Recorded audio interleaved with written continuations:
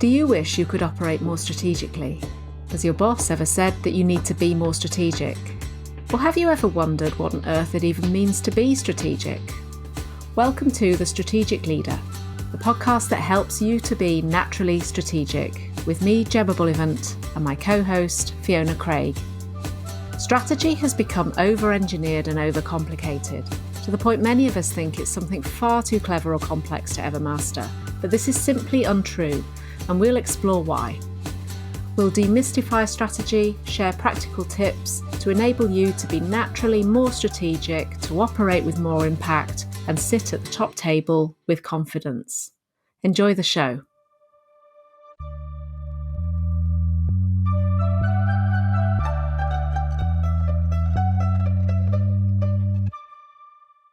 So Fiona, hi there. Good to talk. Morning, Gemma. So what we're talking about today is something that I think we both have quite a lot of experience of. And it relates to all those self-limiting beliefs, the things that we tell ourselves, the things that we perhaps hold on to as beliefs that might be getting in the way of us allowing ourselves to be strategic. Have you had any experience of that? I'm laughing here, Jem, because I've had so much experience of this. Definitely. And when we think about being strategic, I think we don't often think about it being internal. We think about it being a sort of external skill. And there are definitely external things that get in the way too. And I think we'll definitely talk about some of those external things, but the internal things, the things that come from us individually, for sure. And one of the big things that I've experienced so many times over the years is an assumption that I am not clever enough to be strategic, an assumption that other people are the clever ones and therefore other people should do the strategy. And that's completely nonsense. When I look back at my 25-year career, at least 12 years of it have been in strategy. So, that's complete rubbish. But I still sometimes I'm pulled back into that assumption that strategy is for the clever people. And one of my favorite quotes from being a marketing strategist, and I know we're talking more broadly than this, but my favorite quotes from being a marketing strategist, sometimes they're called planners in the marketing realm. The job of a planner is to be useful, not clever. And when I heard that, useful, not clever, I was like, can I be useful? That just felt like a much more comfortable place for me to anchor myself than clever, which I guess has always held me back a little bit, this assumption that I'm not quite clever enough. So, that's me. Let's not go into my major hang-ups for the whole of this podcast, Gemma. But what about you? What has held you back? What internal limiting beliefs or assumptions about yourself have held you back? Well, something linked to that in a way, but kind of a recurring question that I can think about that has sort of stayed with me through my career is, what if I sound stupid? Oh, that's a good one. That thing that gets in the way of you speaking up in the moment, asking a question that needs to be asked, or challenging something that you've heard in the room or read in a report, or you're aware of that is happening that you are not quite sure about. And I think what's held me back sometimes has been this little voice in my head going, if I ask that question, they're going to realise that I don't actually know all of the facts about this, and that might make me sound quite stupid. And let me ask you, as a coach, Gem, have you ever heard anyone else come up with the same kind of self-talk? Definitely. Yes. That and many other questions that get in the way of asking the questions that are needed. Yeah. So we've talked before about the ideas that we need to explore in terms of what impacts, what interdependencies, what might happen if, why are we doing this? And yet, in the moment, sometimes when initiatives are being talked about, there's this internal question in our mind, or an internal blocker in our mind, which is, can I actually ask that question right now? Yeah. Thinking about that why are we doing this? is Well, a it's particularly important one. it's sorry, I'm getting so excited. I've got to interrupt you, but it's those sacred cows. It's those assumptions in the room that actually sometimes we need to challenge to say, well, nobody's mentioned the customer in this conversation, or we're all working on the assumption that we can't spend any more money. What if we suddenly increase the budget? So one of the things that has been a blocker for me in the past is this whole idea that if I ask a question in the moment about something that's being discussed with lots of very clever, important people in the room, that question might make me sound stupid. Yes. And it's related to what you've just talked about in terms of being, clever, or am I clever enough?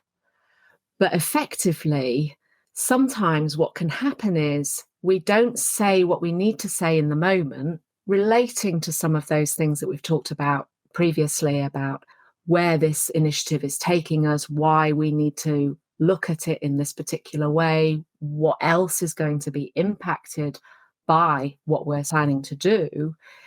We need to be asking questions in relation to those things. And it could be that it is entirely the right question to be asking, because having had that experience myself, what I've come to realize is that often other people around the table have had that same thought themselves. Absolutely. And I'm convinced that if a question comes into your mind, I mean, unless you're new, right? Unless you're totally new to the organization or to the project or something, if you're part of that team and a question comes into your mind, you are not the only one who needs to know the answer to that. Somebody else around the table will be thinking it too, and will just be massively grateful to you for voicing it.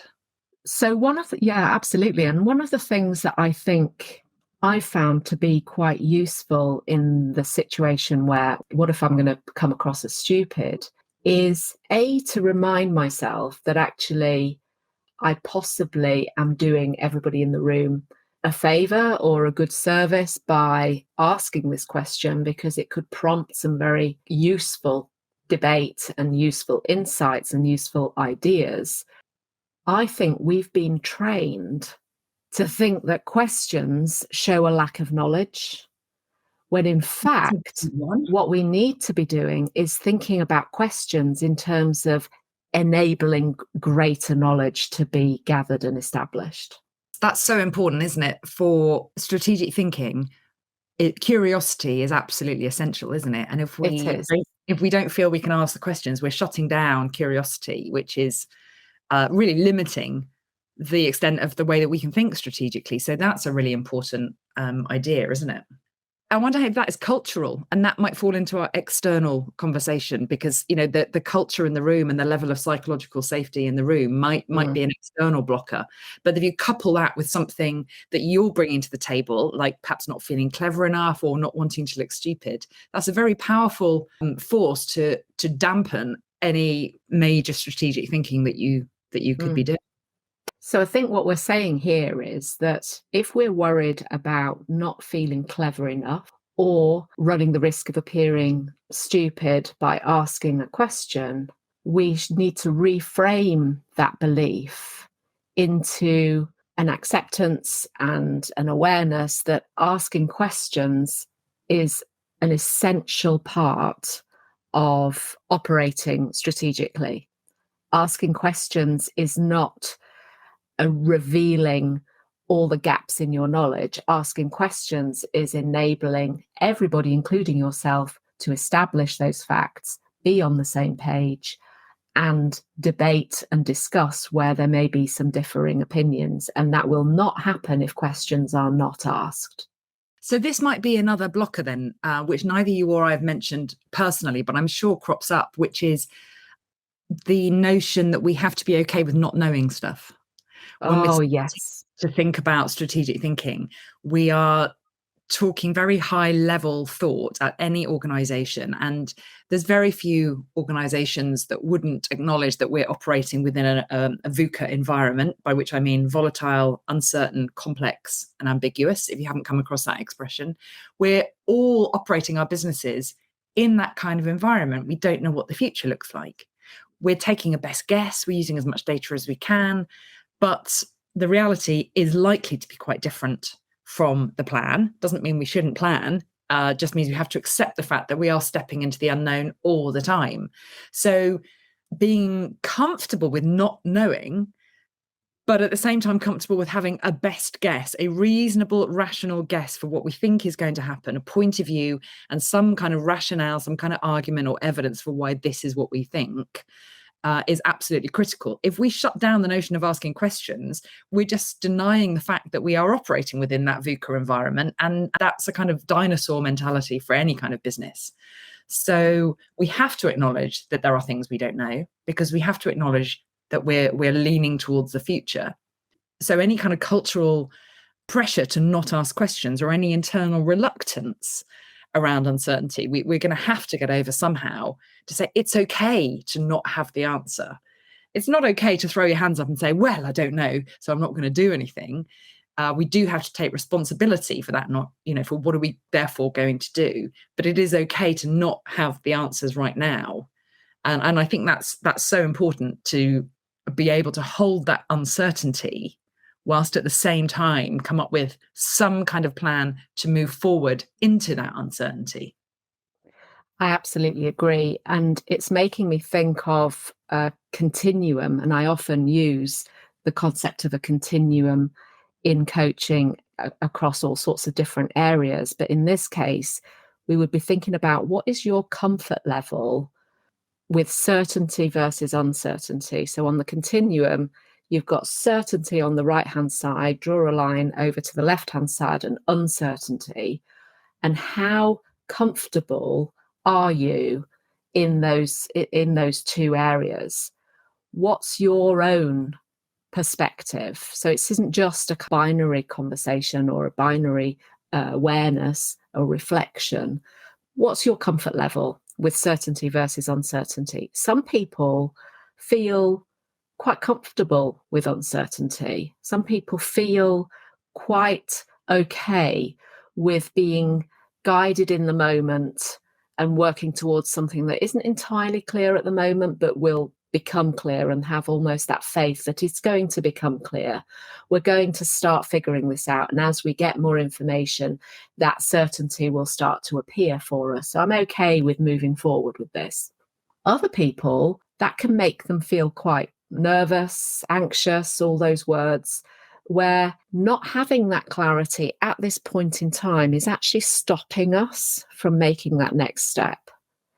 And there's that question that arises, which is, how certain does it need to be for you to take that step forward? And what does that certainty look like? What gap might you need to fill in order to feel comfortable to move forward? And I think this is very much something that is quite unique to us in terms of where we each sit on that continuum. And having that awareness of where we sit can then allow us to look at it a little more rationally. Uncertainty is an emotion. A rational way of looking at it is to then understand that emotion and figure out what you want to do with it. And that feeds into how you deal with other people, because if they're sitting somewhere else on that spectrum, that can sometimes explain a tension between you, conflict between you, which is not personality driven or even subject matter driven specifically. It's just around your level of comfort with uncertainty, as you say. And I think that's a good point. One of the other things I was going to raise in terms of blockers is that we all have a magnetic pull to our comfort zone, right? We're all familiar with the idea of the comfort zone, and probably familiar with the idea of the growth zone that sits outside it. But growth zone requires a bit of effort, so we often magnetically pulled back into our comfort zone. One of the things I notice myself, I notice with the people I coach, when they're stepping up to a more senior level that requires them to be more strategic, is that they can be magnetically pulled back down towards doing their old job or thinking in their old habit, which tends to be much more tactical. It tends to be much more known. It tends to be much more checklist driven. And the work could still be pretty complex within that.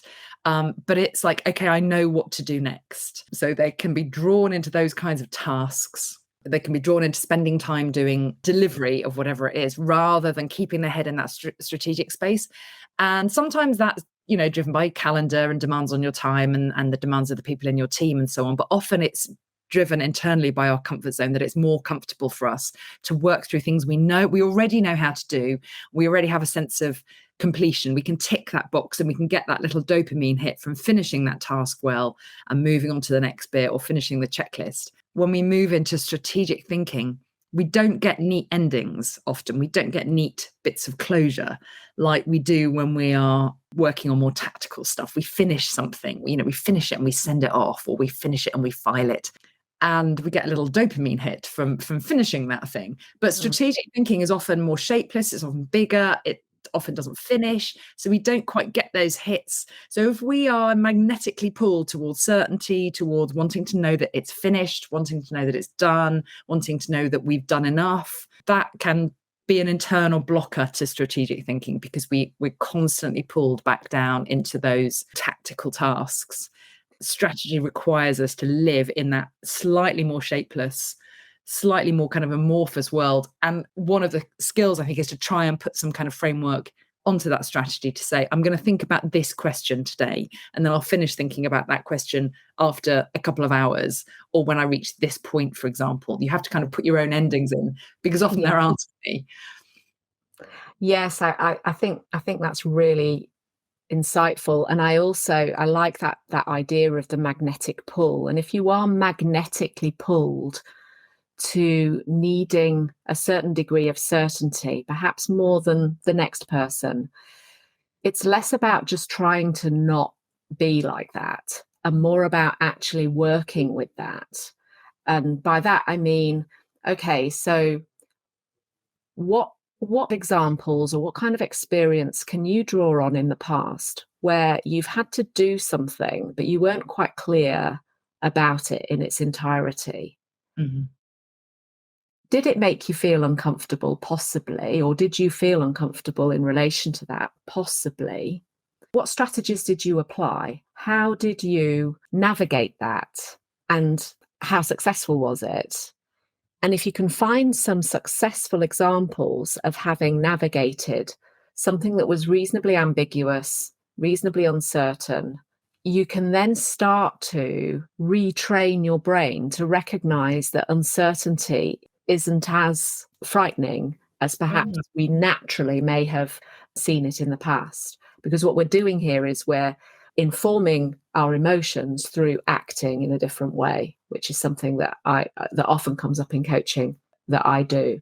And I think that we have to accept that strategic thinking has a degree of uncertainty. So if certainty is a blocker for you, start to think about how you can navigate that, breaking it down into its component parts, or thinking about past experiences where uncertainty has not actually been a terrible outcome. That will help to give you a little more confidence in taking those steps forward to that point on the horizon that we've talked about before, that is not as clear as what's going on right on our feet. I love what you said about it's not just a question of saying, oh, we'll just do it, just think differently, because, if it was that simple, we would have done it, wouldn't we? But that idea about acknowledging where these blockers are and not being afraid to kind of look at them square in the face and say, okay, that's where my blocker is. Is it the need to be clever? Is it the need to know the future and be certain? Is it a need to not be vulnerable in the face of people that we perceive to be more senior than us? Whatever that internal blocker is, I guess the starting point is to be compassionate with yourself about what that is, and not to go, oh, well, just get over it, because the shortest way of getting over something is not to just get over it. If it was that easy, you would have already done it by now. But yeah, as you say, acknowledging it and then asking some curiosity-based questions around, okay, well, where have I got around this? What could I do here? It's a more compassionate way around it, also a much more insightful way around it. And I Yeah. guess that's the work of coaching, isn't it? To be able to explore those blockers and understand where they come from and how relevant they are to you now, and whether actually any of them are major enough to prevent you from shifting into a much more strategic role, because we all carry baggage. And if we don't check our baggage occasionally, it can materially get in the way. Absolutely. I won't contradict anyone more senior than me because of perhaps something that happened to me really early on in my career. That will be a problem when you need to move into a highly strategic role. So yeah, checking these internal factors is with compassion, I think, is really important. I think you're absolutely right. And I think it's important to recognize that blockers are unique to each of us. So some of the things that we're talking about won't be a factor for some people and then will be for others. And it's about recognizing where your own blockers are so that you can then focus on those and remove those as obstacles from your way of looking at things strategically. There was another area that I thought would be good to explore on this particular point, which is this idea of what if it goes wrong? Oh, yes. What if I fail? What if I fail? So that comfort zone and growth zone model that you referred to earlier, there's a version of it that has a little ring outside of the comfort zone before you get to growth zone called fear zone. And I like that. It represents the fact that to come out of your comfort zone and get into growth zone, sometimes you might just need to walk through the fear zone. Yeah. And it's that whole feel the fear and do it anyway kind of idea. It's that absolutely naming the fact that being in growth zone can feel really challenging, threatening. We'll have all these doubts about, do I know what I'm doing? But what if it goes wrong? I need to do this in a particular way because I know that works, versus actually, I don't know if this is going to work, but I need to do it this way. That's all very frightening for some people. It can be, can't it? But do you know what? One of my amazing visions that's come into my mind is that sometimes that fear zone could be a brick wall, and sometimes that fear zone could be a glitter curtain that you kind of burst through in some fashion. Wouldn't it be amazing if we could go, well, it's just as thin as one of those, bursting through a paper thing. That fear zone isn't often as thick as you think it is. It's like find a small action, have a go, and trying to focus on that. What if I succeed? What will that mean, as opposed to the what will I fail? And if you think about it, the fear zone really relates to all the things that we've talked about, doesn't it? Because fear, what if it goes wrong? To which I would suggest counter with the question, what if it goes right? You're so wise, Gemma. You see, you come up with gems like that. I think what if it goes wrong is a really useful question to ask, because it will surface some of the likely challenges that might get in the way, and then you can start to come up with some ways to mitigate those. What if it goes right helps us to reconnect with the benefits of what we're doing. What if it goes right? What will I get from this? What actually might I achieve? Because what if it goes wrong is keeping you stuck in that fear zone. What if it goes right is taking you into the growth zone, and what we'll get from actually doing this particular activity. So in relation to strategy, if it's holding us back to speaking up in the meeting, what if I say something that is just perceived to be incredibly stupid? What if I show everybody in this room that I'm not as clever as they think I am, or that I need to be in order to be in this room? They're all related to this idea of fear. Whether it's fear of failure, whether it's fear of looking stupid, whether it's fear of being found out, that you are effectively becoming stuck in that fear zone, and where you need to be is getting yourself into the growth zone, demonstrate and operate in a more strategic way. Well, that's a really neat way of summarizing all of the various different internal blockers that we may all have. They're all different. they may all trip us up at different points, but they're all fear-based, aren't they? And so fundamentally, if we can acknowledge that and deal with that, that will support our ability to think strategically and also just show our strategic thinking in those tense moments. Absolutely, I agree. So I'd encourage you to think about what might be getting in the way for you. Do some self-reflection. Think about what's coming up, and then start to make a plan about how you might want to make a tiny shift, just a tiny shift, to move along into that more empowering, strategic way of operating. Thanks, Fiona. Thank you, Gemma. Thank you.